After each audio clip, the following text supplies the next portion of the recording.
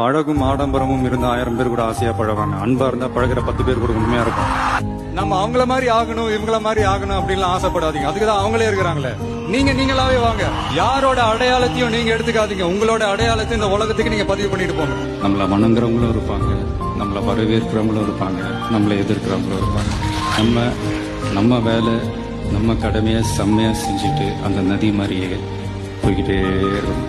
ஜெயிக்கணும்ன்ற வெறி இருக்கிற எல்லாருக்குள்ளயும் ஒரு போட்டியாளர் இருக்கணும். அந்த போட்டியாளர் நீங்களா தான் இருக்கணும். நீங்க தான் எதிரி, நீங்க தான் போட்டி, நீங்க அடுத்தவங்களெல்லாம் அந்த மாதிரி பார்க்கணும்னு அவசியமே இல்லை. அப்ப உங்க உயரம் என்னன்னு உங்களுக்கே தெரியாம போயிடும். Compete with yourself, only that will make you better.